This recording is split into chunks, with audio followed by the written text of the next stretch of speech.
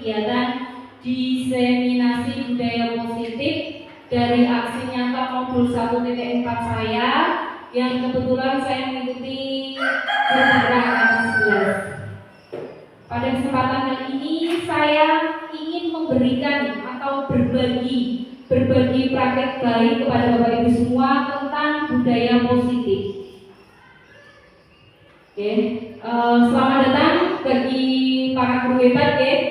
Di sini saya hadir di depan panjenengan semua itu tidak untuk menggurui ya Bapak Ibu. Di sini saya hanya ingin mari belajar bersama, saling berkolaborasi, saling mendukung demi mewujudkan disiplin positif di sekolah kita tercinta ini. Jadi tidak ada rasa ingin menggurui atau apa ya. Saya ingin berbagi praktek baik aja Bapak Ibu semua, kita berkolaborasi bersama. Sebelum acara kita mulai, mari kita menyanyikan lagu Indonesia Raya terlebih dahulu. Monggo Bapak Ibu bisa berdiri sejenak ya.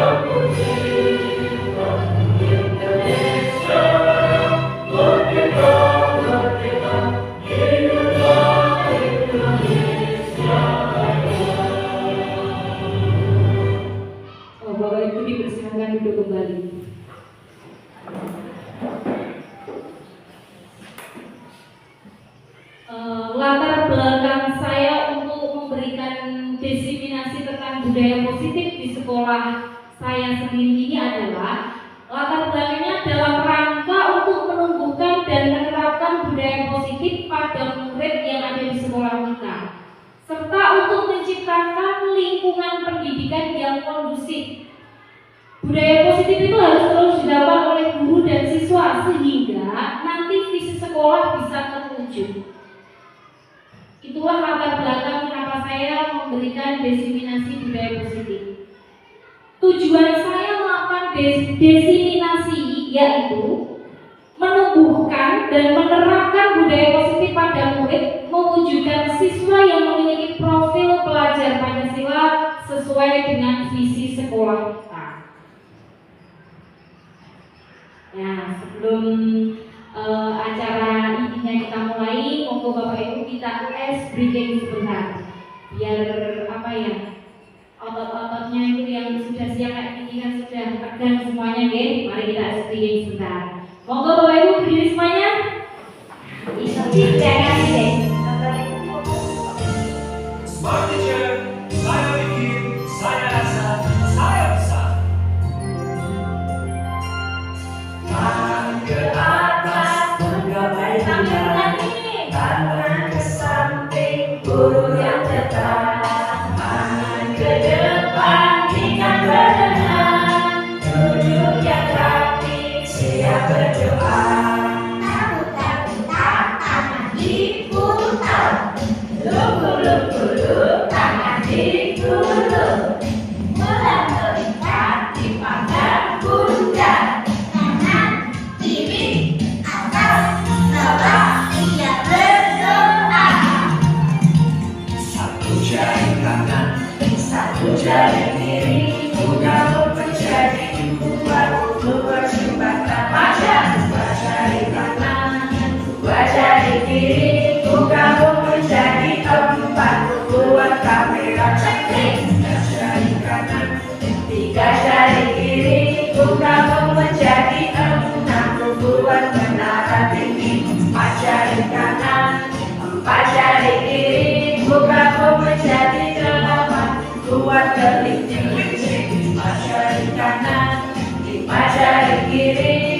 satu menjadi 10, siap berdoa. Ayo muda dan sahabat guru kreatif di desa, semangat belajar ya. Oke. Tujuan pendidikan sendiri menurut Ki Hajar Dewantoro adalah Ki Hajar Dewantoro menjelaskan bahwa tujuan pendidikan yaitu menuntun segala kodrat yang ada pada anak-anak agar mereka itu dapat mencapai keselamatan dan kebahagiaan yang setinggi-tingginya, baik sebagai manusia maupun sebagai anggota masyarakat. Dengan tujuan yang disampaikan oleh Ki Hajar Dewantoro itu, maka pendidik itu hanya dapat menuntun. Kita itu jangan menuntut, tapi menuntun anak didik kita, ya, agar hidupnya itu kekuatan kodratnya yang ada pada anak-anak sendiri itu dapat memperbaiki lakunya, hidup dan tumbuh kekuatan kodrat anak itu sendiri. Budaya positif itu apa? Monggo, coba dibacakan ya, Putri.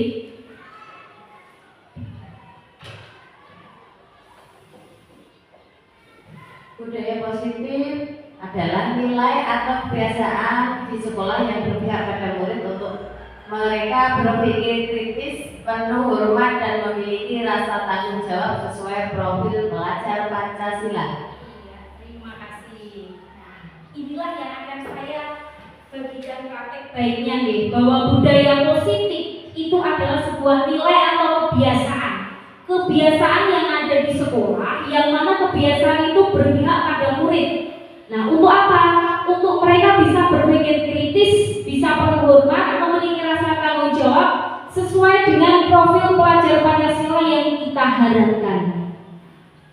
Jadi harus tahu dulu apa itu budaya positif. Nah, di sini ada konsep utama dari modul budaya positif yang akan saya diseminasikan. Untuk ini ada 1, 2, 3, 4, 7. Ada 7 modul. Nah, modul yang pertama yaitu perubahan paradigma belajar. Yang kedua, disiplin positif. Yang ketiga, kebutuhan dasar manusia. Yang keempat, motivasi perilaku manusia. Yang kelima, posisi kontrol restitusi. Yang keenam, keyakinan kelas. Dan yang ketujuh adalah segitiga restitusi. Nanti dari modul ini akan saya bedah, akan saya bahas supaya Bapak Ibu yang dulunya belum mengetahui, nanti setelah diseminasi ini monggo kita belajar bersama-sama ya. Kita berubah mulai dari diri kita sendiri dulu. Pembelajaran dengan paradigma yang baru, kita dituntut mau tidak mau harus mau berubah. Oke, harus mau berubah sebagai pendidik, jangan sebagai pendidik yang pada saat masa lalu yang bisanya menuntut bukan menuntun. Kita harus bisa menjadi mengubah pembelajaran dengan paradigma baru. Bagaimana pembelajaran dengan paradigma baru ini dirancang berdasarkan prinsip pembelajaran yang terdiferensiasi, sehingga setiap siswa itu bisa belajar sesuai dengan kebutuhannya, sesuai dengan minatnya, sesuai dengan tahap perkembangannya untuk mewujudkan profil pelajar Pancasila. Jadi jangan dipukul rata untuk pembelajaran kita di era paradigma baru ini ya, sesuai dengan minat kebutuhan anak didik kita. Nah, Bapak Ibu guru yang hebat semua, kita itu sebagai pendidik itu diibaratkan sebagai seorang petani. Saya yakin Bapak Ibu karena kita di daerah pedesaan juga paham apa ya, pekerjaan seorang petani, apa yang harus dilakukan seorang petani biar hasil panennya itu melimpah baik, pasti tahu. Nah, kita ini sebagai seorang petani, sebagai pendidik. Nah, di sini seorang petani yang memiliki peranan penting untuk menjadikan tanamannya supaya tumbuh subur. Saya yakin petani-petani di sini kalau bertani atau pergi ke sawah mengolah sawah, dia berkeinginan supaya tanaman yang ditanamnya bisa tumbuh subur, hasilnya melimpah, panennya akeh. Nah, di sini untuk menjadikan tanaman bisa tumbuh subur, itu kita harus memastikan dulu yang pertama adalah tanah. Tanah ini adalah tempat tumbuhnya tanaman. Nah, biasanya tanah yang cocok untuk ditanami itu tanahnya harus bagaimana? Biasanya seorang petani itu kan panenku di bulan ini kok agak kurang bagus, mungkin tanah ini kurang banyunya atau apapun ya. Nah, disitulah kita ambil contoh paradigma dengan hidup tumbuh-tumbuhan sebagai seorang petani, ya. Pada hakikatnya sama kewajibannya dengan seorang pendidik. Kewajiban seorang petani dengan kewajiban kita sebagai seorang pendidik itu sama, yaitu menanam. Misalnya kalau petani itu menanam padi di sawah. Sebelum menanam padi, biasanya yang diperhatikan petani itu nopo nggih? Coba. Terima kasih. Tadi diibaratkan kita sebagai petani betul. Jadi yang dibutuhkan petani awal itu adalah lahan kita, tanah kita itu bagaimana kondisinya, apakah tanah kita itu cocok untuk ditanami atau subur untuk tidak, seperti itu. Supaya tanahnya subur, apa yang bisa dilakukan nih? Mungkin kita berikan pupuk, kita berikan kompos dan lain sebagainya. Terima kasih. Terima kasih. Ya, tepat sekali Pak Bambang. Jadi supaya tanaman kita bisa tumbuh subur, maka yang diolah adalah tanahnya. Kita suburkan dulu tanahnya, kita pupuk, kita beri, kita sirami. Biasanya kan dia dipaculi, digemburkan, nah itu. Baru nanti tanaman, bibit-bibit tanaman yang kita tanam itu bisa tumbuh subur. Kita tidak bisa mengubah apa yang kita tanam menjadi tanaman yang lain.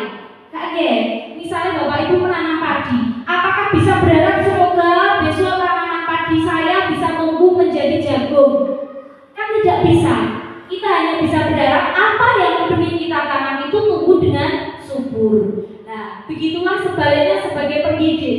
Kita tidak bisa mengubah sifat karakter unik anak yang berbeda-beda.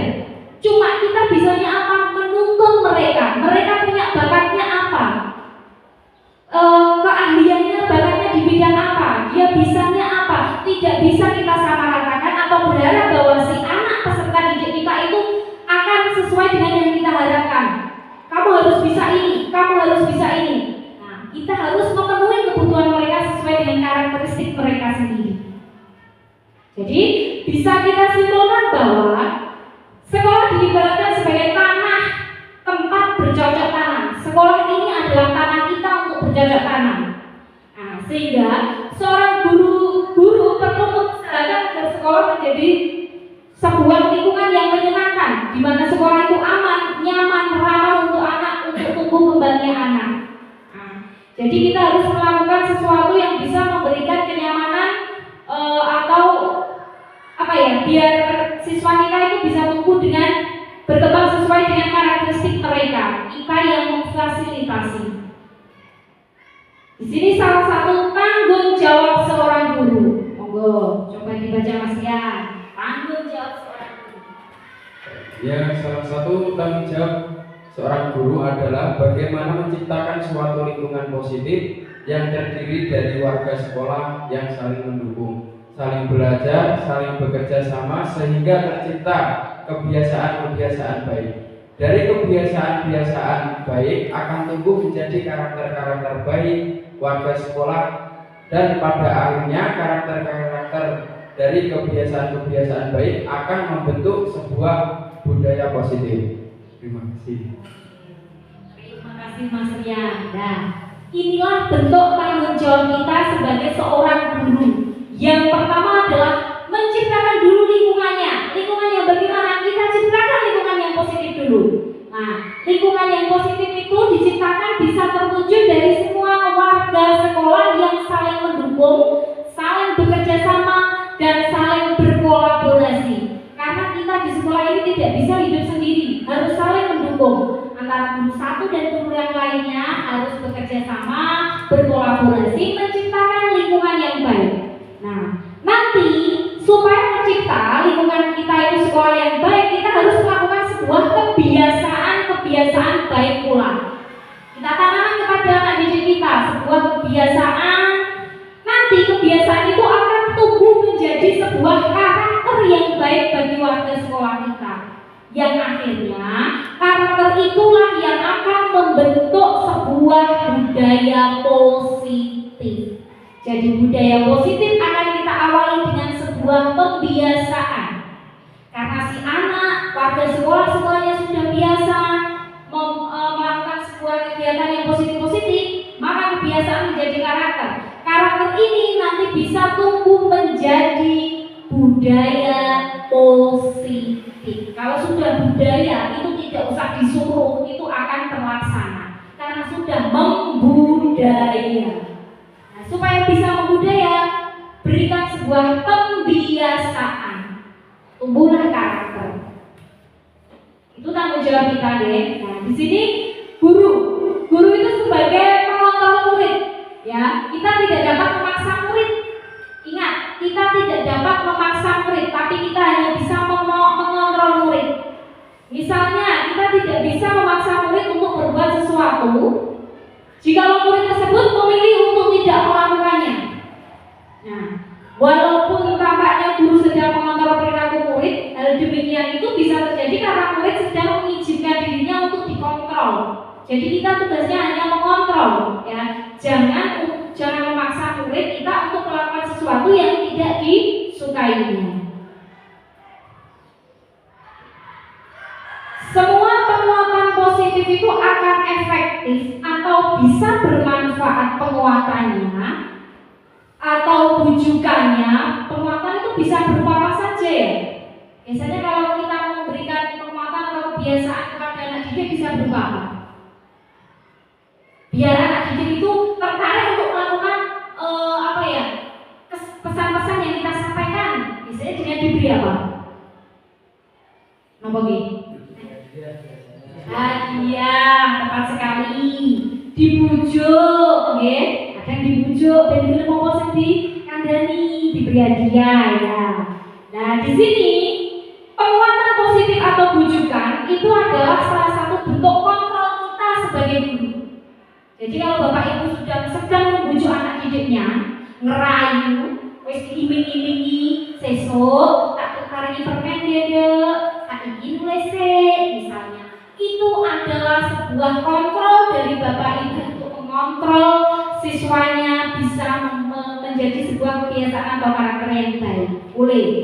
Segala usaha untuk mempengaruhi murid agar mengulangi suatu perilaku tertentu itu adalah suatu usaha untuk mengontrol murid. Jadi supaya besok muridnya mau nulis, mau mengerjakan, biasanya ini sih. Jika ikut jangan sih, itu bentuk kontrol panjenengan semua. Ya, kemungkinan dengan kontrol yang Bapak Ibu guru lakukan, dengan bujukan, dengan rayuan, dengan hadiah, itu kemungkinan murid tersebut akan menyadarinya. Nah, bisa juga mencoba untuk menolak bujukan kita. Ada nggak kira-kira murid Bapak Ibu yang dibujuk tapi tetap nggak bisa? Ada? Ada. Itu bisa diterima, bisa juga ditolak untuk bujukan kita. Atau bisa jadi murid tersebut bisa bergantung pada pendapat sang guru. Dia hanya bergantung dengan satu guru itu saja. Nek gak dibujuk, yo balik ngono meneh. Nek ora dikek hadiah, yo balik ngono meneh. Nah, bisa juga seperti itu. Jadi ada kemungkinan dengan rayuan atau bujukan akan ada tiga hal. Bisa juga si anak menyadari dan akan mengulangi kegiatan itu lagi. Bisa juga si anak menolak karena tidak sesuai keinginannya. Yang ketiga, bisa juga si anak ini menjadi tergantung. Kalau tidak diberi, tidak dibujuk, maka tidak akan melakukan. Itu kalau bentuk kontrolnya bujukan atau rayuan. Ya. Nah, di sini sekarang kita ke disiplin positif. Nah, disiplin positif sendiri ada 3 poin ya Bapak Ibu. Dalam budaya kita, makna disiplin itu menjadi sesuatu yang dilakukan seseorang pada orang lain untuk mendapatkan kepatuhan. Disiplin itu hanya biasanya kita menanamkan kedisiplinan pada anak itu supaya anak menjadi patuh. Biasanya bentuk diberikan kedisiplinan. Nah, terus mendapatkan kepatuhan. Biasanya kita cenderung menghubungkan kata disiplin dengan ketidaknyamanan. Akhirnya si anak itu akan merasa tidak nyaman. Kemudian yang kedua, sebagai pendidik, tujuan kita itu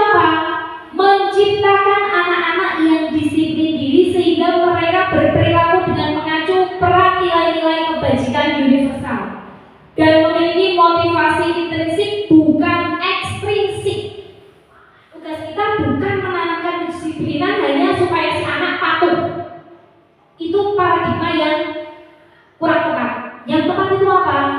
Kita itu tugasnya adalah menciptakan anak-anak supaya memiliki disiplin diri, di mana dia akan memiliki nilai-nilai kebajikan universal. Nilai kebajikan universal itu apa? Nilai kebajikan yang diakui oleh secara umum.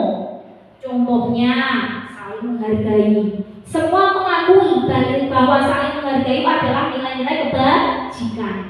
Menjaga kebersihan, semua mengakui itu nilai kebajikan. Nah, tugas kita di situ. Jadi jangan membuat anak menjadi tidak nyaman. Nah, timbullah disiplin positif. Disiplin positif sendiri itu merupakan salah satu cara penerapan disiplin yang bertujuan untuk menumbuhkan kesadaran serta memberdayakan anak untuk melakukan sesuatu tanpa sogokan, tanpa ancaman maupun hukuman. Inilah yang lebih baik, yaitu disiplin positif, di mana anak didik kita itu melakukan segala sesuatu itu bukan karena adanya sogokan, bukan karena adanya perintah, bukan karena adanya takut menghindari hukuman, tapi muncul dari kesadaran diri si anak, muncul dari dalam diri, atau lebih dikenal ke faktor intrinsik. Ya, itu yang budaya positif ditekankan ke kesadaran diri yang muncul dari dalam diri anak itu sendiri. Mari kita tanyakan ke dalam diri kita masing-masing ya Bapak Ibu selama ini. Bagaimana kita berperilaku? Kita introspeksi diri saja sebagai Bapak Ibu guru, sebagai pendidik. Bagaimana kita berperilaku? Terus mengapa kita melakukan segala sesuatu? Apakah kita melakukan segala sesuatu itu karena dorongan dari lingkungan atau dorongan dari yang lain?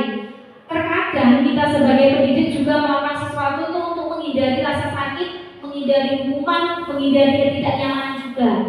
Pasti itu ada. Saya sendiri juga ada. Oke? Atau kita melakukan sesuatu itu hanya untuk mendapatkan senyuman atau pujian dari orang lain. Itu juga pasti ada. Faktor-faktor apa yang mempengaruhi kita melakukan sesuatu itu bermacam-macam. Ya. Atau kita ingin mendapatkan hadiah, misalnya diberi uang. Atau kira-kira alasan orang melakukan sesuatu yang lain. Apa nih biasanya? Kita melakukan sesuatu itu pasti ada alasannya nih, macam-macam. Tidak mungkin alasan satu karena terdorong dari dalam diri. Karena wis tanggung jawab. Biasanya kita melakukan sesuatu aja. Misalnya kita datang tepat waktu. Ya pagi-pagi, guru-guru sekarang ini kan pasti tepat waktu. Alasannya apa kok datang tepat waktu? Pasti punya alasan. Apa coba? Alasannya apa? Alasannya apa Pak Irfan? Alasannya tertawa. Emangnya kalau ada alasan nanti kenapa gitu?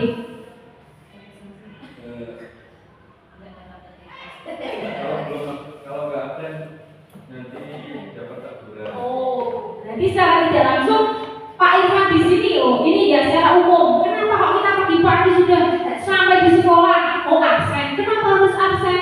Oh kalau tidak absen nanti dapat teguran atau peringatan. Berarti itu alasan kita melakukan absen di sini adalah untuk menghindari hukuman ataupun teguran, belum dari dalam diri sendiri. Bukan kembali lagi ada tanggung jawab saya, Bu, saya harus hadir sebelum siswa datang. Nah, itu muncul dari dalam diri si anak. Bedanya antara itu dari intrinsik kesadaran sendiri atau ada alasan-alasan yang lain. Aku pengen datang tepat waktu biar dipuji di apa ya namanya, disanjung-sanjung sama kepala sekolahku. Oh, gurunya santun paling suruh dewi. Ada juga kan bermacam-macam alasan yang bisa kita lakukan. Oh, supaya saya dapat senyuman dari wali murid. Nah, itu bedanya. Kalau disiplin positif tadi, alasan kita melakukan sesuatu itu sudah dari kesadaran diri kita. Jadi bukan alasan yang lain. Akhirnya timbul sebuah karakter. Tujuan sendiri dari disiplin positif. Coba mundur dibaca. Tujuan dari disiplin positif adalah menanamkan motivasi yang ketiga pada murid kita, yaitu untuk menjadi orang yang mereka inginkan dan menghargai diri sendiri dengan nilai-nilai yang mereka percaya. Ketika murid kita memiliki motivasi tersebut, mereka adalah memiliki motivasi intrinsik yang berdampak jangka panjang. Motivasi yang tidak akan terpengaruh pada adanya hukuman atau hadiah. Mereka akan tetap berperilaku baik dan berlandaskan nilai-nilai kebajikan, karena mereka ingin menjadi orang yang menjunjung tinggi nilai-nilai yang mereka hargai atau mencapai suatu tujuan mulia. Itulah tujuan disiplin positif. Intinya adalah menanamkan motivasi supaya menjadi orang yang mereka inginkan, menghargai diri sendiri. Yang pertama, menghargai dirinya sendiri. Kalau punya disiplin positif, secara tidak langsung dia menghargai diri sendiri dan juga akan menghargai orang lain. Nah, di sini memiliki motivasi intrinsik yang berdampak pada jangka panjang, bukan jangka pendek. Kalau rayuan atau bujukan itu dampaknya jangka pendek. Kalau unsur intrinsik atau kesadaran, dampaknya akan jangka panjang sehingga muncul karakter memiliki nilai-nilai kebajikan universal. Nah, di sini kan Bapak Ibu sudah tahu semua profil pelajar Pancasila, sudah kita nyanyikan sama anak-anak terus sampai hafal. Semoga jangan sekedar hafal, tapi bisa kita praktekkan apa nilai-nilainya itu kepada anak didik kita. Ya. Sekarang yang pertama adalah tentang kebutuhan dasar manusia. Kita pendidik adalah seorang manusia. Peserta didik kita juga manusia, ya kan? Nah, kebutuhan dasar yang harus dipenuhi oleh manusia di sini adalah yang pertama, ada 5 kebutuhan dasar kita sebagai manusia, baik pendidik maupun peserta didik. Itu memiliki kebutuhan. Yang pertama adalah kebutuhan untuk bertahan hidup.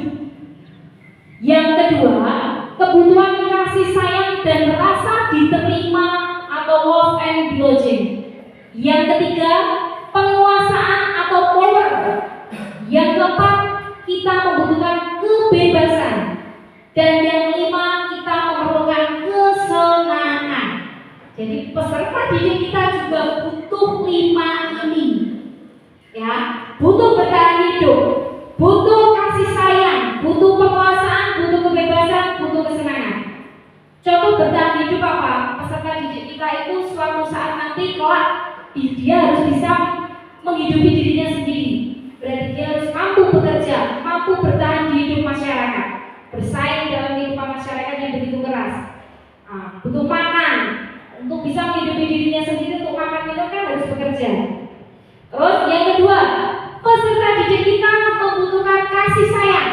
Meskipun di sekolah, dia butuh kasih sayang kita.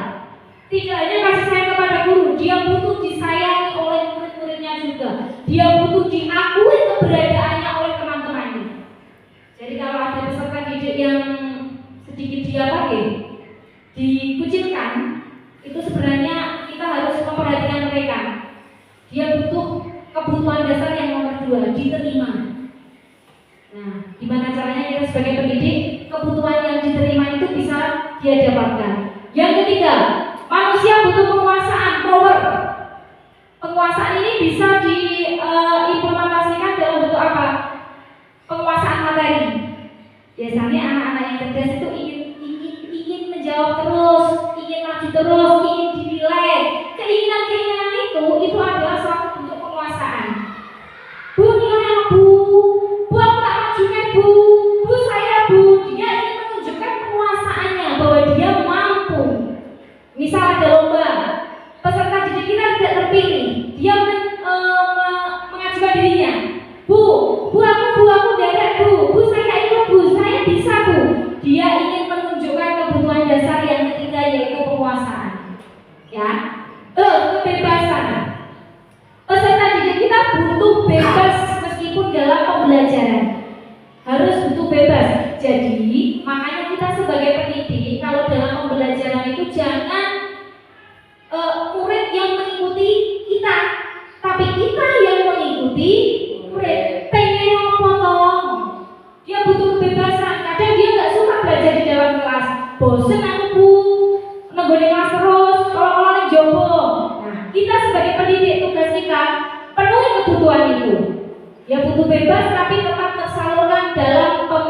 pembelajaran yang tepat. Terus peserta didik juga butuh kesenangan. Kita juga butuh kesenangan, peserta didik juga butuh kesenangan. Jadi kadang-kala beri ice breaking, beri permainan, itu kan dia merasa senang, happy. Nah, butuh karena dia butuh kebutuhan dasar kesenangan. Terus di sini ada contoh kasus. Contoh kasusnya, coba dibaca Bu Murni contoh kasusnya ya.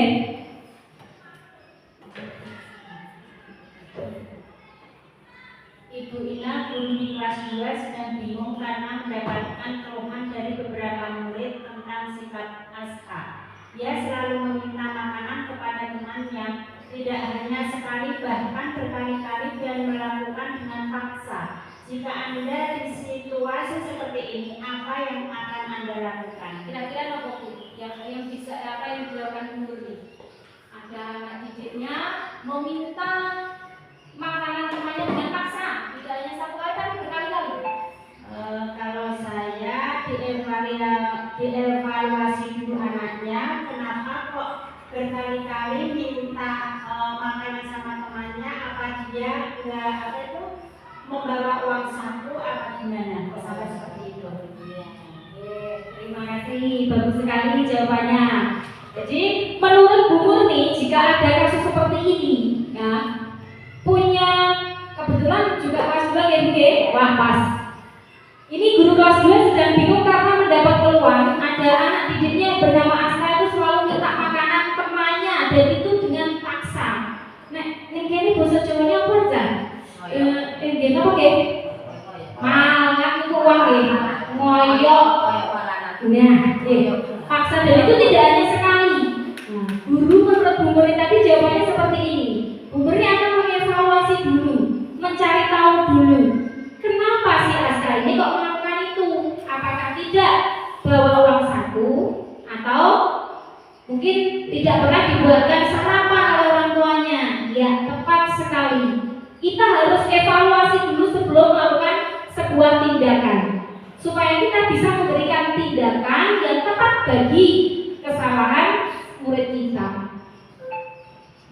Nah, di sini dalam penerapan disiplin positif, tentunya Ibu Ina harus tahu dulu kebutuhan apa yang sedang dibutuhkan oleh si Aska itu tadi. Si Aska butuh kebutuhan yang mana dari 5 tadi yang saya jelaskan. Kalau si Aska ternyata butuh kebutuhan bertahan hidup, ternyata Aska lapar, orang tuanya tidak membawakan bekal makanan, berarti dia butuh makan, maka masuk dalam kebutuhan bertahan hidup. Lesu Bu. Terus si Aska ternyata butuh perhatian dari temannya, makanya ngoyok, jajane panganan kancane dan diperhatikan. Berarti dia butuh diterima atau butuh kasih sayang. Bisa juga si Aska butuh kebebasan.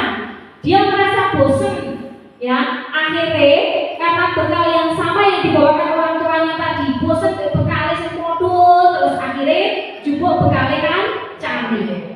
Karena dia butuh kebebasan yang lain. Bisa juga si Aska butuh kebutuhan kesenangan. Dia iseng. Ada biasanya anak didik kita ditanya apa jawabannya? Iseng Bu. Nah tuh butuh kesenangan.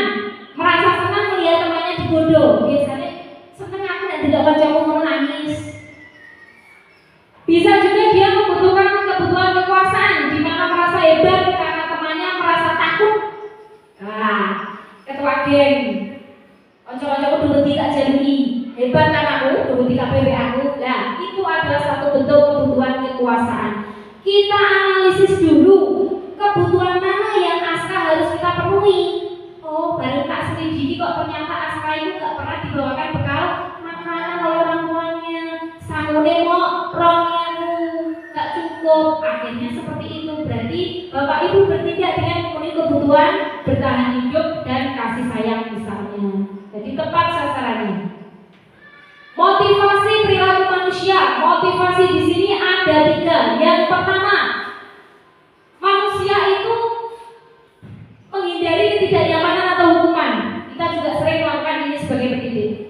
Ada motivasi ini pasti muncul. Contohnya tadi absen. Kenapa berangkat pagi? Absen. Motivasi yang pertama tidak kalah dari ini, menghindari ketidaknyamanan atau hukuman. Nah, Motivasi yang kedua, bisa juga kita melakukan sesuatu itu mendapatkan imbalan atau penghargaan dari orang lain. Bisa juga kita melakukan sesuatu itu ingin mendapat penghargaan orang lain atau imbalan. Yang ketiga, motivasi kita melakukan sesuatu karena menghargai nilai-nilai kebajikan diri sendiri. Inilah yang hebat yang ketiga. Menghargai diri, nilai-nilai kebajikan dari dalam diri kita sendiri. Nanti akan muncul ini dari dalam diri, sehingga muncul karakter yang baik. Konsep disiplin dengan identitas gagal. Kita sebagai pendidik sering memberikan, biasanya gini, supaya anak-anak disiplin Bu, biasanya. Tapi cara yang Bapak Ibu lakukan apakah sudah tepat untuk mendisiplinkan murid-murid kita di sekolah ini? Mari kita introspeksi sama-sama. Oh, cara disiplin bocah itu murid-murid ini bener atau burung ya? Nah, di sini kita belajar Bapak Ibu. Saya juga baru belajar setelah mengikuti CGP ini. Oh, ternyata apa yang saya lakukan itu masih kurang tepat.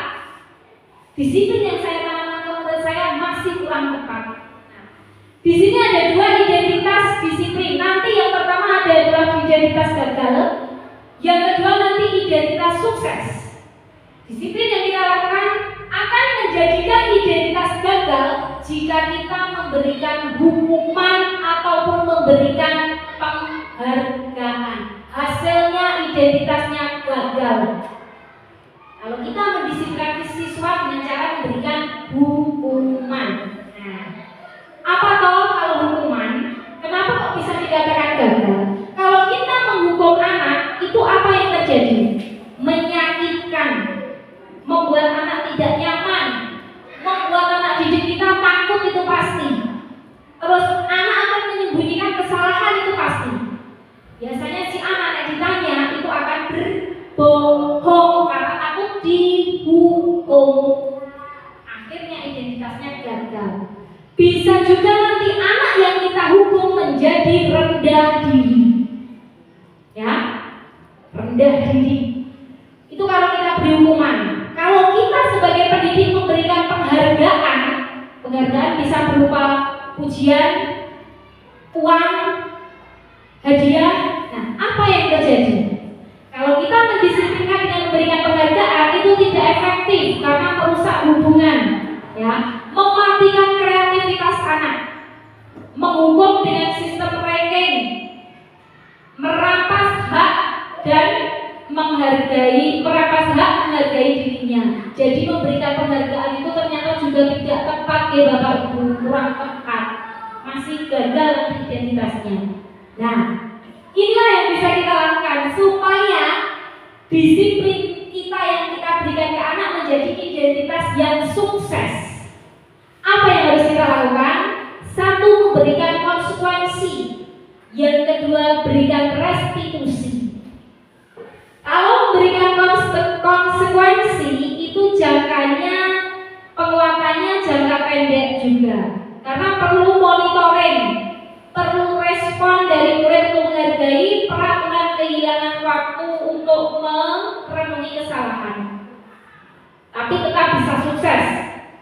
Kalau restitusi, nanti di sini bedanya konsekuensi dan restitusi. Restitusi itu murid bisa bertanggung jawab untuk perilaku fokus pada pemecahan, ya, jangkanya panjang, menghormati dirinya dan orang lain, serta ada kontrol dari dirinya sendiri, bersemangat memperbaiki kesalahan. Itu restitusi, ya. Jadi kalau kita menghukum anak sekarang jangan break. Kalau kita ada anak yang salah, tolong jangan dihukum ya Bapak Ibu. Nah, beri konsekuensi sesuai dengan kesalahannya saja. Nanti terus kita belajar melakukan restitusi. Nanti ada juga materinya, deh. Nah, restitusi sendiri. Restitusi itu apa? Restitusi sendiri adalah proses menciptakan kondisi bagi murid untuk memperbaiki kesalahan mereka. Ya, menciptakan kondisi murid untuk memperbaiki kesalahan mereka, sehingga mereka tidak kembali mengulangi kesalahan yang mereka lakukan. Itu restitusi. Tapi jangan dengan cara memberikan hukuman. Nah, ciri-cirinya apa Bu? Bedanya kita melakukan restitusi dengan hukuman. Kalau restitusi itu bukan menebus kesalahan, belajar dari kesalahan. Ya, terus bukan paksaan tapi muncul dari kesadaran diri anak. Itu restitusi. Terus mendasari tindakan fokus pada karakter, bukan tindakan menguatkan dan fokus pada solusi. Jadi restitusi itu muncul dari kesadaran diri, terus bukan menebus kesalahan tapi belajar dari kesalahan, dan juga kita fokus mencarikan solusi, bukan menambah masalah tapi mencari solusi. Itu restitusi. Nah, di sini ada perbedaan antara hukuman, konsekuensi, dan restitusi. Supaya kita tahu, kita paham bedanya hukuman, konsekuensi, dan restitusi. Kalau hukuman itu guru menghukum siswa dengan hormat bendera selama 10 menit. Fisik. Kalau bapak ibu guru menghukum anak dengan fisik, maka itu maksudnya hukuman. Biasanya kamu apa hukumannya, Bu? Telat atau melakukan kesalahan, biasanya hukumannya apa, Bu? Apa Mas Rian, Pak Rian? Kalau ada anak yang melakukan kesalahan, hukum biasanya hukuman apa? Hukuman apa? Hukuman ini bukan konsekuensi. Hukumannya itu apa? Paling ya disuruh lari apa gimana gitu. Itu katanya Pak Rian, hukumannya misalnya disuruh lari keliling lapangan 1 kali. Itu masuknya fisik. Kalau sudah fisik itu berarti dia hukuman. Hindari hukuman untuk saat ini, Bapak Ibu. Sekarang ini tolong hindari hukuman.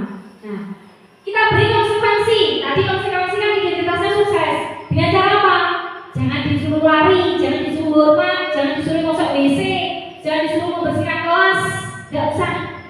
Kita ganti dengan konsekuensi. Misalnya, kesalahannya apa? Konsekuensi itu kita berikan sesuai kesalahan si anak didik. Kalau kesalahannya tidak mengerjakan PR, konsekuensinya yang hubungannya dengan PR tadi. Jangan konsekuensi yang lain. Sesuai kesalahan yang dibuat. Misalnya dengan mengerjakan PR saat istirahat selama 3 kali. Kan tadi kesalahannya tidak mengerjakan PR. Waktu istirahat dia nggak punya waktu istirahat, diganti untuk mengerjakan PR. Cocok itu konsekuensi. Terus kalau restitusi nanti guru kita sebagai pendidik menanyakan keyakinan kelas. Keyakinan kelas yang sudah dibuat. Bapak Ibu coba di sini sudah membuat kesepakatan atau keyakinan kelas semua? Sudah belum Tuti? Sudah. Bagus, benar? Sudah. Oh iya. Kalau sudah membuat keyakinan kelas itu dibuat berdasarkan dengan kesepakatan murid kan? Nah, berarti si murid itu sadar, oh ini loh kesepakatan kelasku. Keyakinan kelas dan peraturan kelas sama atau beda? Keyakinan kelas dan peraturan kelas sama atau beda? Beda. Kalau peraturan sekolah itu biasanya dibuat oleh sekolah setempat, kalau kesepakatan kelas dibuat bersama dengan anak-anak. Apabila ada yang melanggar kesepakatan itu, anak bisa diberi konsekuensi gimana untuk menyelesaikannya. Bagus sekali, betul. Jadi antara kesepakatan kelas dan peraturan kelas itu sangat berbeda. Ya, kalau peraturan itu cenderung ada paksaan, dipaksa untuk melakukan. Kalau kesepakatan kelas itu hasil kesepakatan bersama, maka itu akan mudah untuk dilakukan anak daripada peraturan. Ya, pas sekali. Kalau kita sebaiknya sebagai seorang pendidik, kalau ada anak didik kita melakukan suatu kesalahan, kita beri restitusi atau konsekuensi. Konsekuensi dulu Bu, saya latihannya restitusi belum begitu paham. Oke, tidak apa-apa. Konsekuensi dulu, hukumannya dihilangkan, alih ke konsekuensi, terus nanti belajar restitusi. Tanyakan keyakinan kelasnya. Jangan lupa kita berikan solusi dari masalah anak didik kita, bukan cari masalah lagi. Jadi jangan menggali masalahnya terus-menerus, tapi kita cari solusi dari masalah mereka. Itu namanya restitusi. Ini keyakinan kelas, ya. Kenapa keyakinan kelas? Karena kenapa tidak peraturan kelas saja? Seseorang itu akan lebih tergerak, akan lebih bersemangat untuk menjalankan keyakinan kelas daripada hanya sekedar mengikuti peraturan kelas. Dia akan lebih, kalau kesepakatan kan ini buang sampah di tempat sampah. Ayo buat tempat sampah, ini sepakat kok.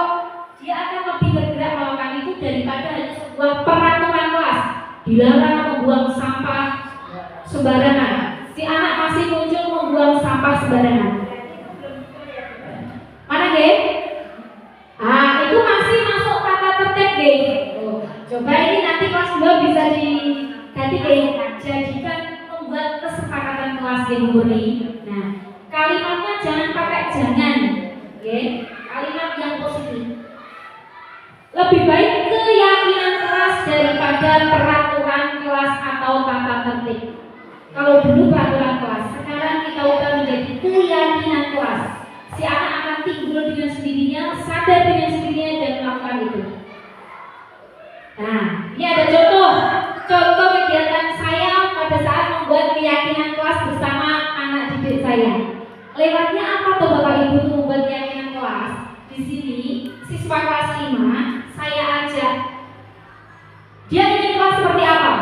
Saya tanyakan kepada mereka. Dia mengendaki pembelajaran yang bagaimana? Mengendaki sekolah yang di kelasnya kelas 5 itu kondisinya seperti apa? Dia curahkan pendapat mereka bermacam-macam itu banyak. Lewat apa? Saya suruh menulis lewat notis ya. Kemudian mereka menempelkan di papan tulis curahan pendapat anak didik saya semuanya. Nah, nanti poin-poin yang sama saya jadikan satu. Kemudian saya ambil, tidak banyak-banyak kesepakatan kelas, saya hanya mengambil beberapa. Gak usah terlalu banyak kesepakatan kelas yang kita buat. Cukup 5 atau 4, tapi kalau dilakukan itu akan lebih baik daripada jumlahnya banyak tapi tidak dilaksanakan. Oke, ini contoh pembuatan melalui curah pendapat anak didik saya, dituliskan dalam notes kemudian ditempelkan, baru kita sepakati sama-sama dengan murid saya mana yang saya ambil, kita tulis menjadi satu kesatuan, yaitu menjadi keyakinan kelas. Keyakinan kelas yang saya ambil yaitu yang pertama disiplin waktu, saling menjaga kebersihan dan keindahan, saling membantu dan bekerja sama, saling menghargai sesama, mengerjakan tugas dengan sungguh-sungguh, menjaga sopan santun. Di sini kalimat yang saya pakai tidak ada kalimat larangan. Jadi saya tidak memaksa murid. Karena tidak ada kata jangan. Ya. Kalimatnya kalimat yang positif. Jadi kata jangan, tidak boleh, dilarang, itu jangan dipakai. Ya. Kita pakai langsung kalimat yang positif. Bagaimana pembentukannya? Di sini yang pertama untuk membuat keyakinan kelas yaitu lebih abstrak dari peraturan, ya, sedikit saja agar mudah diingat. Tadi jangan banyak-banyak, sedikit saja. Terus berupa pernyataan yang universal, jangan sebuah larangan. Sesuai dengan kondisi kelas sekolah agar mudah diterapkan. Dibuat dalam bentuk positif, makanya dilarang pakai kata jangan ataupun dilarang ya. Dibuat dengan melibatkan semua warga sekolah. Nanti Bapak Ibu bisa coba ya.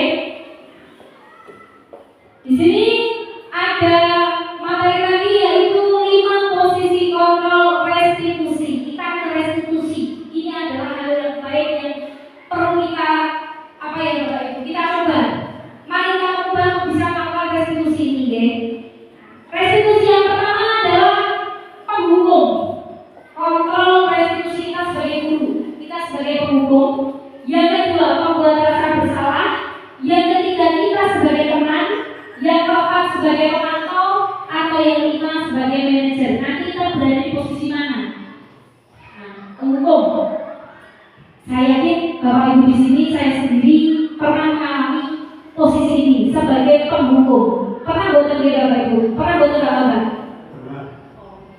Nah, mungkin kita melakukan penghukum itu karena adanya kesalahan dari siswa kita. Di sini Bapak Ibu, seorang penghukum itu bisa menggunakan hukuman fisik tadi yang disuruh lari itu sebagai penghukum, ya. Kemungkinan murid nanti apa kalau kita hukum? Murid itu akan menjadi dendam, menjadi marah pada kita, bukan menjadi malah baik. Itu hasilnya. Makanya hukuman itu adalah identitas yang gagal atau sukses tadi? Gagal. Maka kita hindari untuk penghukuman ya. Nah, biasanya kalau guru-guru ini menerapkan posisi penghukum, itu dia akan berkata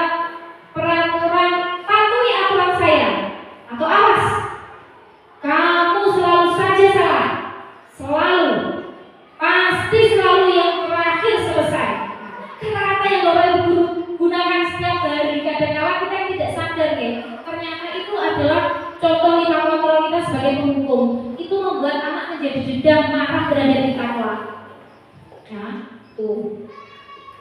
Posisi yang kedua adalah membuat rasa bersalah. Biasanya di sini guru tidak lagi kasar ucapannya, lembut supaya si anak merasa bersalah. Nah, di sini orang lain merasa tidak nyaman atau bersalah atau bisa rendah diri. Kadang-kala seperti sikap ini lebih berbahaya daripada hukuman.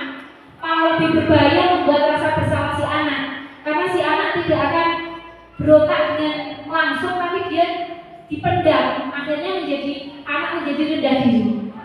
Ya, jadi ini juga tidak seperti murid dengan biasa mengungkapkan amarahnya walaupun dengan cara negatif. Kalau pembuat rasa bersalah ini biasanya lembut kata-katanya ya. Contohnya ini, ibu sangat kecewa sekali dengan kamu. Berapa kali bapak harus memberitahu kamu ya? Gimana coba kalau orang tua kamu tahu kamu berbuat begini? Nah, kata-katanya halus memang bapak ibu. Tapi ini kalau benar-benar dilakukan, diberikan kepada anak seperti ini terus, ini efeknya juga tidak bagus hasilnya, karena anak menjadi rendah diri, malu, bukan sukses identitasnya, tapi bisa gagal. Nanti murid akan merasa bersalah, ya, karena telah mengecewakan ibu atau bapak gurunya, menjadi orang yang gagal. Akhirnya muridnya merasa bersalah, gagal. Ya, ini atau tidak bisa membahagiakan orang lain, ya. Sikap seperti ini bahaya dari sikap penghukum, lebih berbahaya yang merasa bersalah gitu kayak gitu. Teman, kita posisikan kita sebagai teman untuk anak didik kita, anak didik yang merasa bersalah. Kita posisikan di sini, kita tidak akan menyakiti murid, tapi kita berupaya mengontrol murid melalui persuasi. Ya, kita sebagai positif ya, hubungan yang baik dengan murid dan guru, menguatkan hubungan baik. Di sini membantu anak, contohnya kata-katanya bagaimana? Saya pikir bapak atau ibu teman saya. Murid merasa dikecewakan dan tidak mau lagi berusaha, karena biasanya kalau dengan teman kan kita punya rasa kecewa. Nah, itu juga masih kurang tepat ya. Kalau posisi kita sebagai teman, ada suaranya ramah, akrab, bercanda, bahasa tubuhnya juga merapat pada murid. Ya, kita lebih ramah pada murid lah, misalnya murid melakukan kesalahan. Di sini murid akan merasa senang dan akrab dengan guru. Ini juga dampak yang positif. Hanya saja ada dampak negatifnya jika kita menggunakan posisi sebagai teman. Apa? Masalahnya dia merasa bisa mengandalkan guru tersebut untuk membantunya. Akibatnya lain dari posisi teman, adanya akan berbuat sesuatu bila yang menyuruh itu guru tersebut, tergantung pada satu guru saja. Dia manut hanya satu dengan guru yang dia anggap sebagai guru teman tadi. Kalau dengan guru yang lain, dia tidak akan manut. Nah, itu kalau posisi teman kita terapkan, tidak efektif juga. Jadi dia berubah baik, manut itu dengan hanya satu guru yang dia anggap guru itu temannya. Guru yang lain tidak dianggap. Kemudian posisi yang kelima yaitu posisi pemantau. Kalau pemantau di sini, kita itu sebagai guru mengawasi, ya, mengawasi gimana? Kita awasi anak didik kita sesuai dengan peraturan yang sudah ada. Ya. Kalau dia berbuat kesalahan, melanggar peraturan, maka kita beri konsekuensinya. Bukan hukuman, konsekuensi.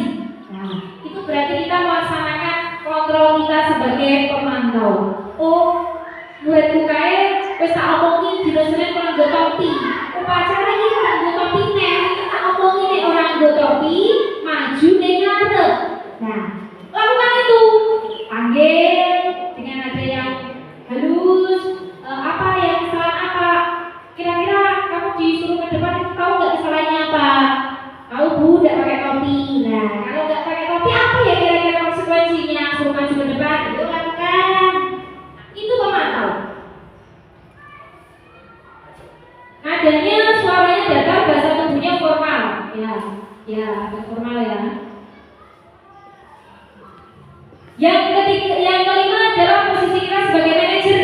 Inilah posisi terbaik dari kita sebagai manajer. Ya, di sini kalau sebagai manajer kita itu menanyakan dulu alasan kenapa anak didik kita melakukan kesalahan. Jangan langsung memberikan hukuman atau konsekuensi, langsung ngejat. Kamu mungkin seperti ini, kamu harus ini sekarang ini. Jangan, tanyakan dulu. Sadarkah dia melakukan apa yang sudah dilakukan? Sadar. Alasan dia melakukan itu apa? Gali. Kemudian cari solusinya sama-sama dengan si anak. Kira-kira solusinya apa untuk memperbaikinya? Itu kalau posisi kita sebagai manajer. Yo, saya punya kasus. Coba dibaca bukunya. Baik, kasus 1, murid-murid kelas 5 sangat gaduh dan kurang semangat dalam mengikuti pelajaran. Bu Sinta menegur murid-muridnya dengan mengatakan, siapa yang dapat duduk di tempatnya dan mendengarkan, aku akan ibu kasih pin menggambar. Ayo, siapa yang mau mendapatkan pin menggambar?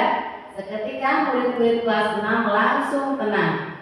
Bu Yanti sedang menjalankan proses disiplin dengan kontrol posisi apa? Ayo, apa coba kira-kira? Kontrol posisi saja 5, nggih. Yo, penghukum, merasa bersalah, teman, pemantau atau manajer yang iming-imingi di sini. Siapa yang bisa duduk akan diberi pin. Kira-kira apa jawabannya? Nama Bu, nama Bu Nur. Ya, aja. Posisi nama? Pemantau. Pemantau. Coba menurut Bu Nurni posisinya seperti apa?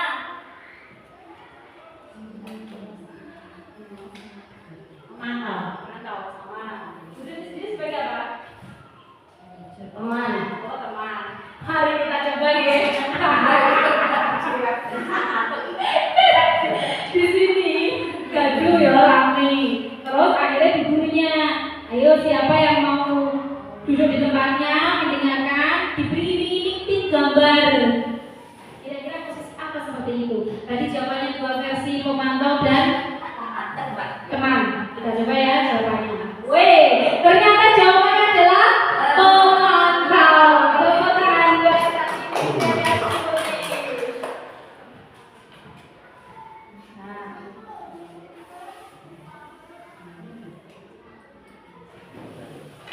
ya, terus Ibu Rati. Kemudian kasus yang kedua, Ibu Rati sedang menjelaskan pelajaran matematika di papan tulis, namun beliau memperhatikan bahwa Kuko malah asik bermain dan mengambil buku tulisnya. Nah, pertahanan nomor 4 maju ke depan, kanan maju. Nah, di situ duduk sambil kira-kira siapa yang bisa Kuko kembali duduk di bangkunya. Hal seperti itu sudah seringkali terjadi pada Kuko.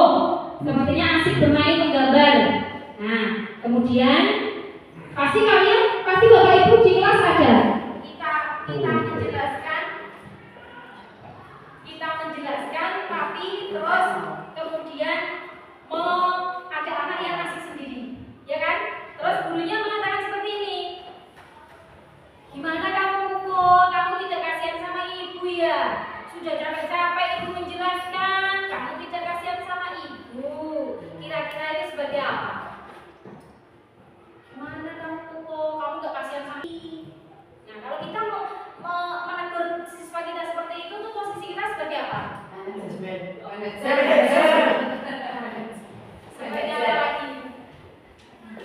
Kenapa? Nah,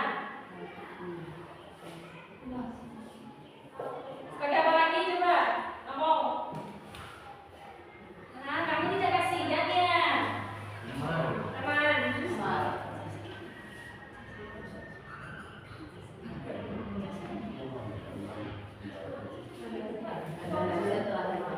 Apa Bu? Ya, tidak kasihan ya sama kamu. Jawabannya yang tepat adalah coba kita cek.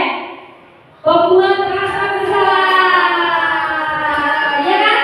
Jadi kita merasa membuat anak itu bersalah, oke? Nah, sekarang kita belajar segitiga restitusi. Ini penting Bapak Ibu. Saya juga baru belajar setelah mengikuti CGPO. Monggo kita belajar sama-sama. Segitiga restitusi ini pengembangnya adalah teori kontrol dari Dr. William Glasser. Segitiga restitusi itu apa? Suatu proses dialog yang dijalankan oleh guru atau orang tua agar dapat menghasilkan murid yang mandiri dan bertanggung jawab. Nah, segitiga restitusi makanya dikatakan segitiga. Ada 3 langkah yang bisa kita lakukan jika anak didik kita melakukan kesalahan. Kita melakukan segitiga restitusi. Yang pertama, menstabilkan identitas. Yang kedua, validasi tindakan yang salah. Yang ketiga, menanyakan keyakinan kelas. 3 langkah itu kali yang Bapak Ibu lakukan jika anak didik Bapak Ibu mengalami melakukan kesalahan. Nah, menstabilkan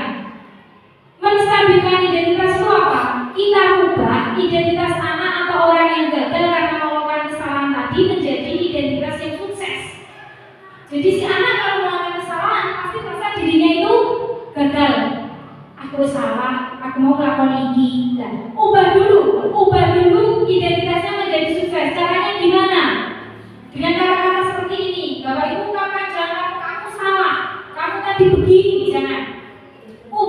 Ubah supaya mau apa ya? Emosi yang ada di diri anak itu tidak menggebu-gebu, tapi diredakan dengan kata-kata. Berbuat salah itu tidak apa-apa. Tidak ada manusia yang sempurna. Saya juga pernah melakukan kesalahan seperti itu. Di depan anak yang salah, Bapak Ibu ngomong seperti itu. Salah itu tidak apa-apa. Nah, nanti kan emosinya si anak menjadi reda, tidak berkuak-kuak, nah tidak takut. Nah, terus Bapak Ibu di sini itu tidak mencari siapa yang salah, tapi Bapak Ibu ingin mencari solusi dari masalah. Coba kalau jenengan itu misalnya jadi seseorang yang melakukan kesalahan, terus pimpinannya mengatakan seperti itu, hatinya bagaimana? Tenang atau takut? Tenang. Emosinya tenang dulu. Nah, itu namanya menstabilkan identitas. Stabilkan dulu emosinya. Kemudian langkah kedua, validasi tindakan yang salah. Disinilah kita sebagai pendidik baru menggali kesalahan. Tapi jangan langsung salahmu apa? Jangan. Dengan tanya alasan kenapa dia melakukan kesalahan. Biarkan dia berbicara, biarkan dia curhat dari hatinya meskipun dengan menangis, dengan menggebu-gebu, kita dengarkan dengan baik. Kita beri kesempatan anak didik kita yang melakukan kesalahan untuk mengungkapkan alasannya. Suatu tindakan pasti ada alasan. Nah, disinilah kita menanyakan misalnya dengan kata-kata apa ya? Di situ bawahnya. Kamu pasti punya alasan mengapa melakukan hal itu. Bisa juga gitu. Kamu patut bangga pada diri sendiri karena kamu telah melindungi sesuatu yang penting buat kamu. Boleh mempertahankan sikap itu, tapi kamu harus menambah sikap yang lain. Itu validasi tindakan yang salah, contoh kalimatnya. Yang ketiga, kita menanyakan keyakinan kelas yang sudah kita buat. Ingatkan dengan anak didik kita. Apakah masih ingat keyakinan kelas yang dibuat? Ya. Apakah kamu meyakini? Ya. Kira-kira melanggar keyakinan kelas yang mana? Oh ya, kejujuran, karena saya tadi sudah berbohong. Nah, kira-kira apa yang bisa dilakukan untuk memperbaikinya? Nah, cara seperti itu, oke? Nah, contohnya, apa yang kita percaya sebagai kelas atau keluarga? Apa yang telah kita sepakati dan bagaimana kita tentang keyakinan kita tentang kelas yang ideal? Kamu ingin menjadi orang yang seperti apa? Itu bisa dilakukan deh. Coba Bapak Ibu monggo bareng-bareng kita coba. Ini contoh penerapan segitiga restitusi yang sudah saya terapkan di kelas saya.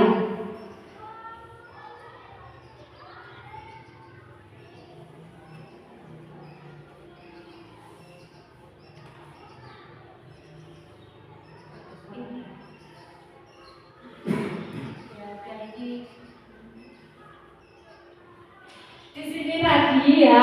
Nah, ini murid saya ini melakukan kesalahan, yaitu sering izin ke toilet. Tapi kenyataannya, dia nggak izin, nggak ke toilet, malah melihat temannya olahraga dan berbincang-bincang di kelas. Nah, di sini ini dia akhirnya saya bertindakan dengan cara saya melakukan segitiga restitusi. Saya stabilkan dulu identitasnya biar dia tidak takut. Down dulu, terus kemudian saya tanya kenapa alasan melakukan kesalahan itu, kenapa dia berbohong, keluarlah semua unek-uneknya. saya bosan di kelas, aku pengen berbincang-bincang dengan temanku.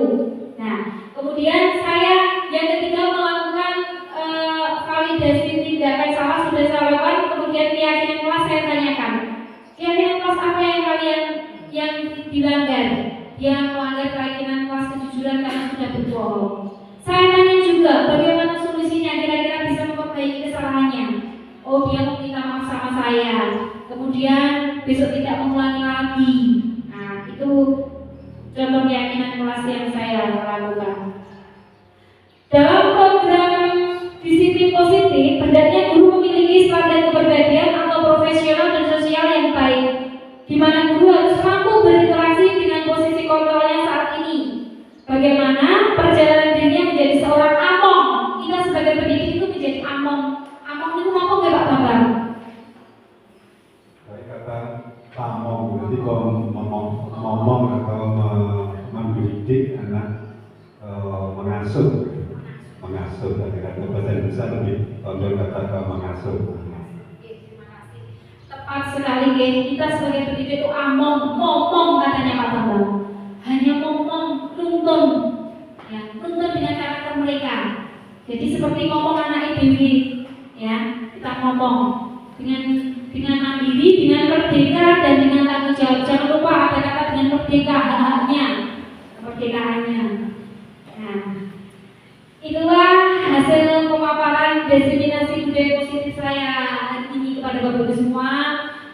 Saya berharap kita sama-sama belajar ya Bapak Ibu, karena saya sendiri juga belum menjadi guru yang baik. Saya banyak belajar di sini. Saya ingin mencoba yang penting. Monggo, ayo kita coba, kita rubah diri kita sendiri mulai dari dalam diri meskipun hanya sedikit perubahannya.